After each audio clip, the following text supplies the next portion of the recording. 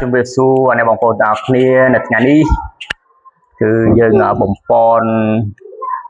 សិស្សបឋមសិក្សាសិស្សទី5និងទី6ហ្នឹងថ្លឹងសម័យកាបាទថ្នាក់ទី8ទី9ណាបាទយើងបំពន់គាត់ឥឡូវផាណាដំបូងគេបង្រៀនបាទគាត់ឡើងថ្លឹងគេតោះផាណាចាប់ដើមយើងមើល NA ខាងនេះ3ខាងនេះ1អញ្ចឹងដាក់ធ្វើម៉េចឲ្យវាស្មើគ្នាអញ្ចឹងយើងដាក់3 Okay it's good អញ្ចឹង OH វាឡើង3អញ្ចឹង OH ខាងនេះ1ដាក់3ស្មើគ្នាអូខេវាឡើង3ខាងនេះ3ស្មើគ្នា Okay very good that's right MG ខាងនេះ1ស្មើគ្នា F 2 F ខាងនេះ1អញ្ចឹងដាក់2 Okay it's good អញ្ចឹង LI វាឡើង2ខាងនេះ2ដែរស្មើគ្នា CO 3 CO 3អញ្ចឹងស្មើគ្នា Very good បាទ P ខាងនោះមានប៉ុន្មានមាន4ណាខ្ញុំមានឡើងសារឡើងនេះខ្សែខាងនេះ4ខាងនេះ2អញ្ចឹងយើងដាក់2ឡើងទៅជា4ស្មើគ្នាអញ្ចឹង O នេះឡើង3ច្រឡំ6យ៉ា6អញ្ចឹងដាក់ខាងនេះ3អញ្ចឹងស្មើគ្នា Okay very good Well ជាបន្តទៀតយើងនឹងឲ្យបងអូនកូនស្រីថ្នាក់ទី6កញ្ញាបាទគាត់នឹងឡើងធ្វើលំហាត់ទី4 5ហើយនឹង6ចុះក្រោមអូខេតោះកញ្ញាបាទសូមឡើងមកបាទលំហាត់នេះគឺជាលំហាត់មែនសិស្សបឋមទេបាទតែយើងបំពន់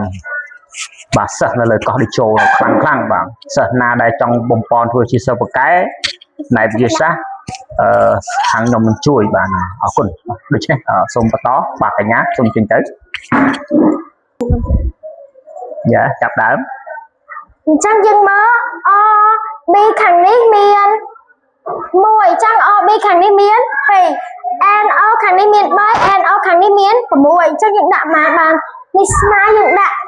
2បាន6ដូចគ្នាចឹង OB ខាងនេះឡើង2ខាងនេះ1ចឹងយើងថែម2ទៅស្មើគ្នាបាទដូរព្រឹកទៅដូរព្រឹកបាទ OB វិញនិយម F ខាងនេះ2ខាងនេះ2 B E ខាងនេះ1ខាងនេះ1ចឹងស្មើគ្នាក្នុងទី5 AG ខាងនេះ1ខាងនេះ1 NO 3ខាងនេះ NO ខាងនេះមាន3ខាងនេះមាន6ចឹងយើងដាក់2ចឹងAG យើងឡើងទៅជា2នៅខាងនេះមាន6យើងដាក់2 CU ខាងនេះមាន1ខាងនេះមាន1ចឹងស្មើគ្នាហើយតុងទី6បាទតុងទី6សូមកាយអា S2 នឹងដាក់ S ធំផងអា S ហ្នឹង S ដាក់ S ធំអូខេបាទវាជានិមិត្តសញ្ញានៃជាតិគីមីហ្នឹងអូខេ thank you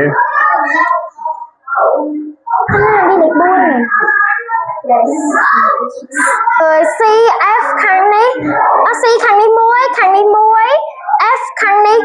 4ខាងនេះ2ចឹងយើងដាក់លេខ2ដើម្បីវាស្មើគ្នាចឹង F ខាងនេះមាន4ខាងនេះមាន4 B O ខាងនេះ2ខាងនេះ4ចឹងយើងដាក់2ទៅស្មើគ្នាចឹងណាបាទជាបន្តទៀតយើងឲ្យ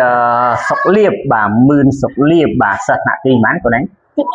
5អូខេដែលគាត់មានចិត្តចង់រៀនបំពន់សិស្សពូកែបាទផ្នែករូបវិទ្យាគីមីវិទ្យានិងគណិតវិទ្យាបាទយើងក្នុងបំពន់3មុខវិជ្ជា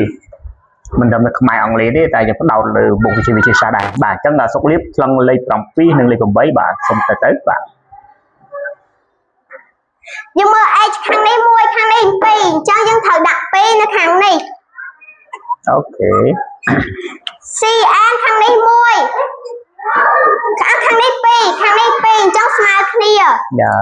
CU ខាងនេះ1ខាងនេះ1អញ្ចឹងស្មើគ្នាដែរ SO ខាងនេះ4នេះ4ស្មើគ្នា H នេះ2ខាងនេះ2អញ្ចឹងស្មើគ្នាS គឺសមីការមីឡូមនឹងចា GA ខាងនេះ1ខាងនេះ1ស្មើគ្នា F ខាងនេះ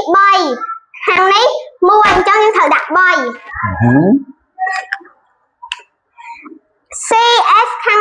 ហើយមួយខាងនេះ3ចឹងយើងត្រូវដាក់3នៅខាងនេះ Yes, all right. ស្មើគ្នាទៅ ស្មើហើយ Okay, very good.